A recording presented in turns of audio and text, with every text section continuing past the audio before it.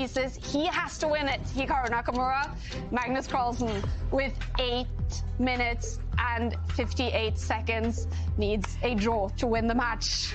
I can't believe what we just saw. Winning the bid by 1 second, and this just shows how well the two players know each other. We've got liftoff. And how much they wanted the black pieces bidding that low, Robert. And I completely understand from Magnus's perspective, because he wasn't put under so much pressure when he had the black pieces. So he's saying, I don't feel like I am worse. I don't feel like I'm going to lose. Give me those draw odds. Wow. What's your reaction, David? I'm a bit shocked. I'm a bit gobsmacked. Having less than 9 minutes against Hikaru Nakamura, having a 6-minute deficit, and the black pieces, it's not going to be easy. It is Magnus, of course, but I think we'll see some serious flagging if Hikaru can't win on the position, which is quite likely, quite possible. We've had 4 draws. The one thing's for sure that this one is going to be a result. So Hikaru has to win on demand. He's got the white pieces. He's up on the clock by a big margin. Magnus Carlsen needs just a draw. And the moment you say that sentence, it's kind of... It's hard to believe. Yeah. It's hard to believe that you can fight this. But you can see what Hikaru is doing. He's playing a very closed position because he wants to do what David is suggesting. He wants to be a dirty flagger. He wants to win on the clock, not on the board. I mean, you look at the position. Black has everything under control. What Hikaru is relying on is lead on the clock. He just wants to keep the position as ambiguous as possible. Yep, no trades, no exchanges, no clarification of the position. He's just trying to force Magnus to go into the tank at some point, which is guaranteed to happen, and only later maybe put him under pressure on the board or make him kind of force him into those difficult decisions. Worst comes to worst, win on time. But I mentioned earlier as well, Hikaru, the first iteration of Hikaru Nakamura when he was young, King's Indian player on the attack, and he's got the same position with the white pieces. And it wasn't just that. It was also Hikaru Nakamura flagging the bots on ICC because he would close the position and make a million moves, then a pawn move and things like that to beat the bots on the Internet Chess Club. So here in this game, he's not a bot. He's only human, but he plays like a bot most of the time. Magnus Carlsen, only 8 minutes on the clock. No pieces have been traded. Yeah. No pawns have been traded as well. So super closed position here. David, you said worst case scenario flag. I think that's the best case scenario here. When you're in the Armageddon, when you're up on the clock, you've got to play the clock as much as the position. And look at Hikaru. This is when he's going to make Magnus think, harry the H-pawn, goes up the board. G4 coming in next. Yeah, and White's light squared bishop, which is a problem piece, can also activate, there we go, on a nicer diagonal now for Hikaru. He knows these ideas inside out. He's been playing these ideas since he was a kid. Yes, with reverse colors. Normally he's on the black side, but it's the exact same pawn structure. Magnus, he's got a promising position. He's got more space. Black has a really nice pawn chain in the center. But what do you do with it? Maybe less instinctive here. Black's plans. And he's burning time. The time differential here is increasing, if anything, in Hikaru's favor.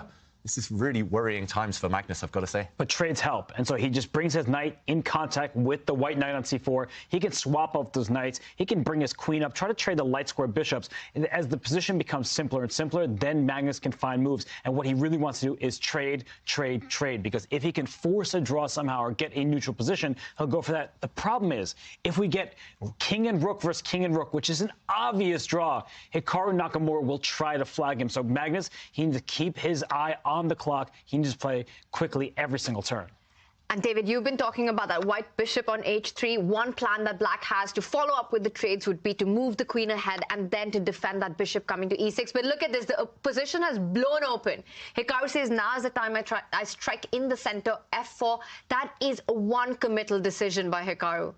Yeah, I'm surprised he's gone for it so quickly, Hikaru, because finally there is a trade. Finally, Black's job here, or at least the next few moves, have become clearer. They have become more obvious. And yes, the evaluation bar shoots up on White's side, but he needs to back it up on the board now, Hikaru. He can't just rely on the clock. There is a threat. Black's queen, Black's dark square bishop are lining up against the white f-pawn. So do you just step the white queen forward? Do you bring that to a safer square?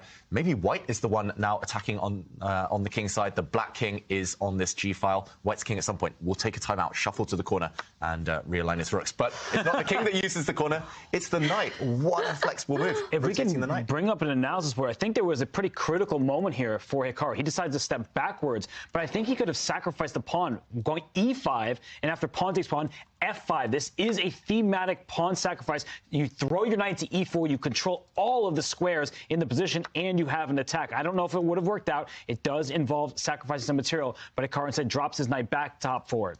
Yeah, and he uses that phrase, rotate the knights. He's definitely done that here. It's not clear the knight is necessarily better placed on the g3 square, but it does hint at jumping in later. Magnus has to watch out for the same idea that Robert mentioned, still on tap later, but also a knight jump, even a sacrifice later to open things up. First, he'll bring his bishop to a better square, bring his queen to a better square, line up, keep the tension, and force Magnus to make difficult decisions. I'm not sure who I prefer here, to be honest, but I do like White's position in general, at least the chances of a longer game. It just feels like it's easier to play with White. The moves that you're suggesting are appearing on the board. David, he takes the queen out, expecting the bishop to come out, the rook to come out to a better square, and at some point, Hikaru will strike down the board with h5. You have to make sure your own king is safe first. Meanwhile, Magnus just waiting for that break as well, getting all his pieces ready for what we're anticipating on the board, because once all the pieces come to the center of the board, Magnus also will be ready to answer that break. Yeah, it's building up to its breaking point, its climax this game, and it's up to Hikaru how to initiate the plan. How do you prepare these pawn breaks that are imminent? Well, the good news is he wants to initiate something to win the game, but he can win on the clock. So if Magnus doesn't do anything to initiate some trades, then Hikaru can shuffle forever before throwing the pawn forward. I feel like this position is actually quite difficult for Magnus, taking into account he has so much less time. So Hikaru, he's spending his time wisely right now. He still remains about 4.5 minutes ahead. I think he'll slide his bishop out, develop his rook, things of that nature, and only strike at the critical moment because he wants to keep digging into Magnus' remaining clock. Yep, it looks almost automatic. Just bring the bishop out, throw the move back to Magnus. But Hikaru, he has frozen. He has gone into the tank, not moving quite yet. And, OK, 4-minute difference now between the two players. Time advantage disappearing slightly, but still a very, very relevant factor. Magnus playing very quickly. He's trying to avoid any calculation. It's clear so far. Magnus just playing intuitive moves, just solid moves, but not really challenging the white setup yet. Well, there's one weakness that I see in Hikaru's position, and that is the c2 pawn, which can be targeted with a jump with that knight from c6 coming on to b4. And that is perhaps what Hikaru is trying to look at. How dangerous is that once you take out that bishop? Because you really don't want to trade the bishop for the knight. He just first sidesteps with that king to h1, really hinting at that move h5 right now, which will make Magnus go into a bit of a think, because he needs to be prepared to respond with that. Magnus immediately plays the move bishop e6. We've been talking about the importance of trade in this position. He is afraid of the attack a little bit. The best way to respond to this is to trade off your opponent's pieces. I like this approach, actually, bishop to e6. Yeah, it makes a lot of sense. It does depend on whether White can trade off those bishops and then step forward with his pawns. I'm not sure White is ready, especially while the dark squared bishop sleeps, while that rook in the corner is still not participating. But, yeah, in general, following the strategy, both players, we called it before, they have come to the game with a plan. White keeping the tension, Black, Magnus trying to trade off pieces, trying to reduce the tension, try to at least make his game a lot easier to play. And a 6-minute lead on the clock has been shrinking and shrinking. Now it's below 3 minutes. So Magnus Carlsen is doing a fantastic job of cutting into that lead on the clock, and he's playing great chess. He is sturdy and strong. Now White will need to start launching pawns forward. The bishops are staring at each other. Hikaru doesn't want to trade, but if he backs up, that gives Magnus the hand at the initiative. So I think that Hikaru recognizes the danger that his position is in, not just the match situation, but his actual position, that if he does step back, he feels like it's going to allow Magnus to take control. And Hikaru making faces. He's not too happy.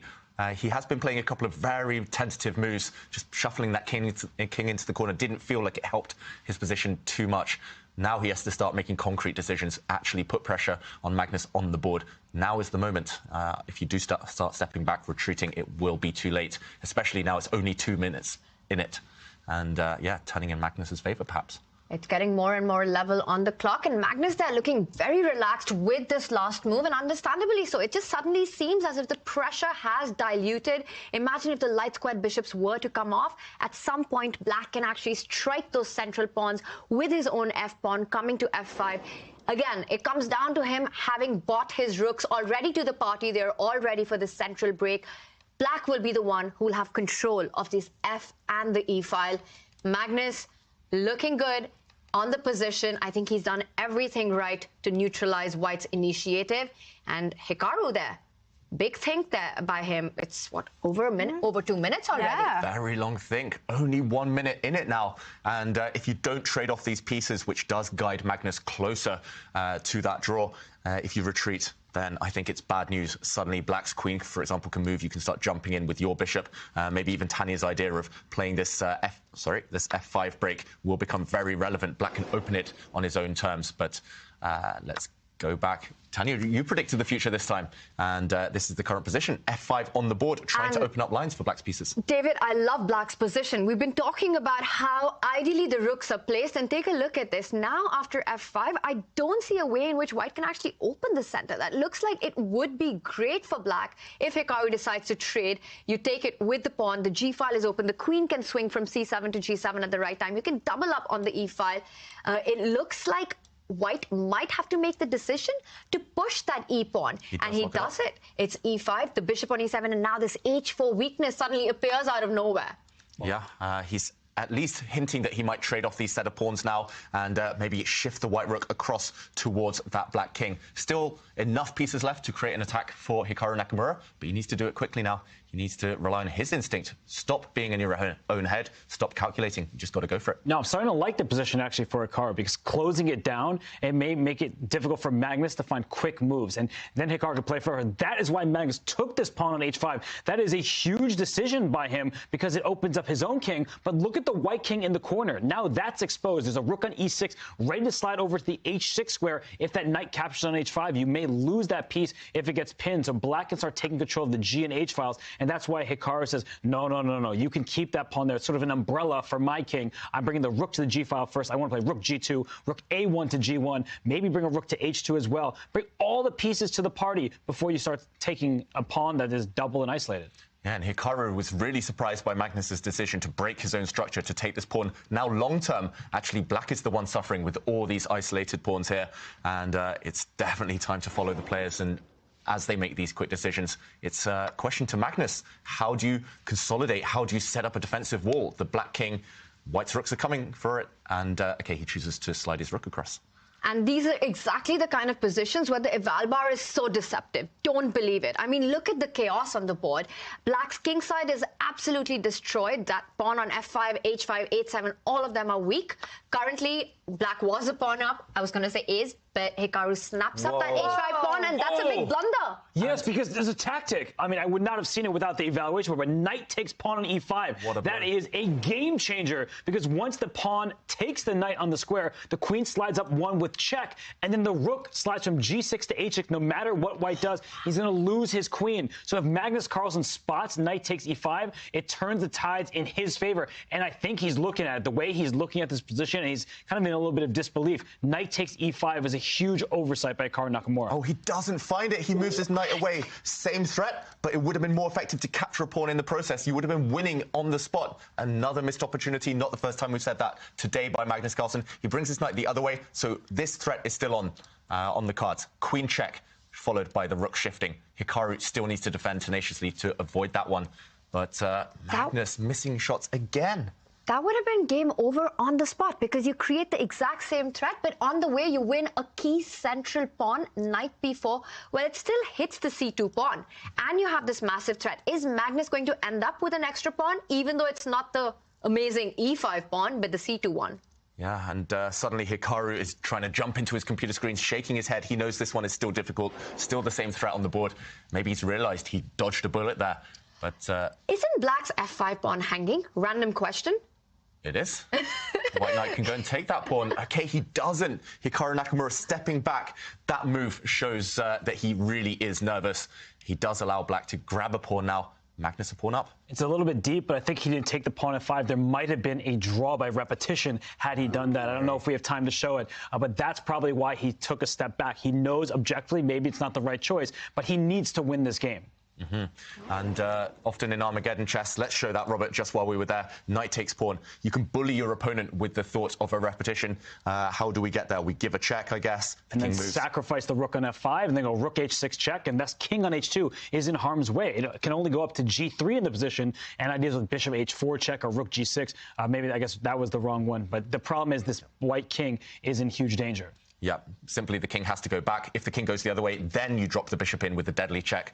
So the king has to move, another check, and no way out. It would have been a draw. So Hikaru, that's why he was shaking his head. It was very deep stuff there. Instead, he had to give up a pawn. This is the current position. Black's position hasn't changed too much, except you've gobbled up this c2 pawn. So long term, you're doing very well. And we were a little critical about Magnus missing knight e5, and now I'm just wondering if this was part of the bigger plan, that he knew that knight f5, he had calculated his way through, knowing that it ends in a repetition. He ends up with an extra pawn, and wow, we've got a lot of trades that have happened. That cannot be good news for Hikaru. Can't be good news. The queens are off the board as well. Things are disappearing.